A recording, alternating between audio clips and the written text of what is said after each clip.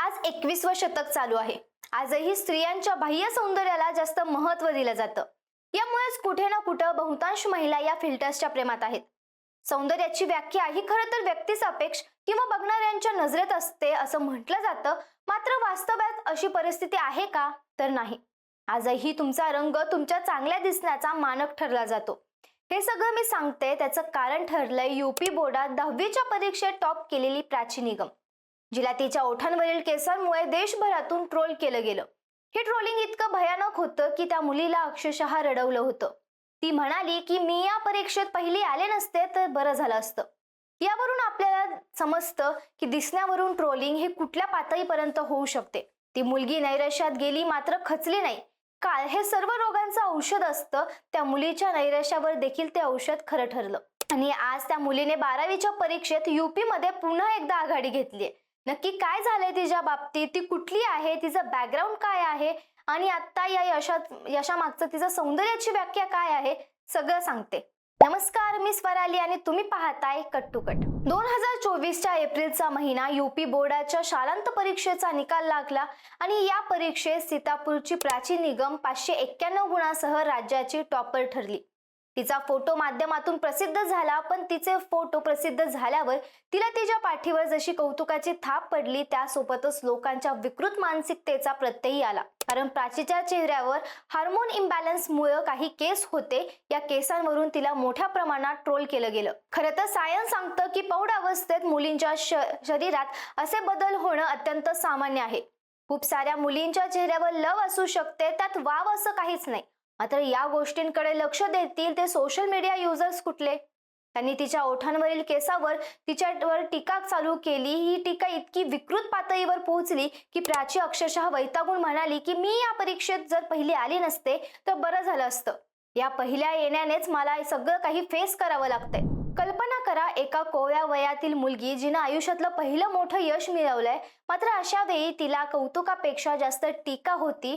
बरं, टीका ही अशा गोष्टींसाठी होतीये जी गोष्ट तिच्या हातात नाहीये।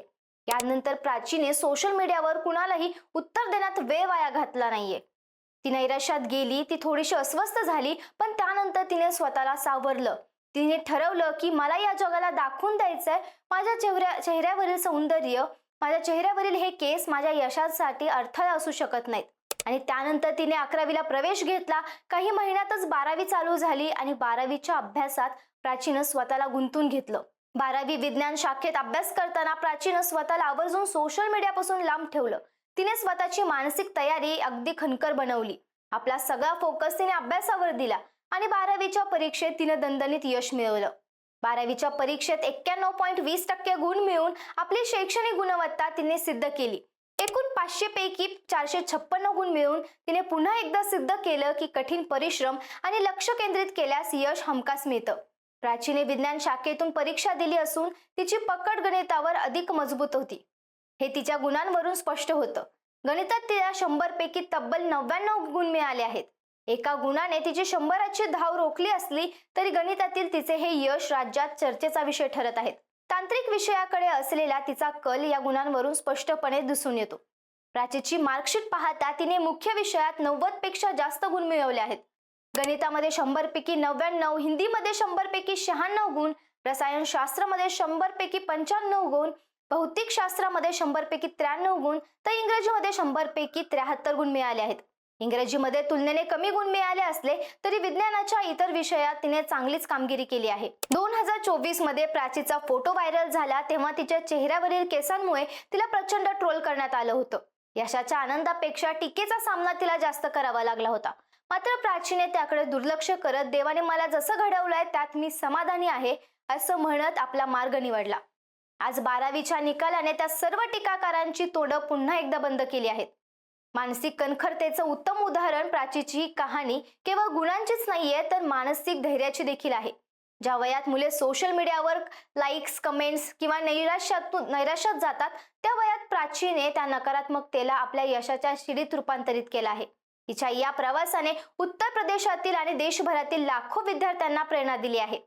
बाह्य रूपापेक्षा तुमची बुद्धिमत्ता आणि कर्तृत्व जास्त महत्त्वाचं असतं। प्राचीच्या या यशाबद्दल तुम्हाला काय वाटतं? कमेंट्समध्ये नक्की सांगा।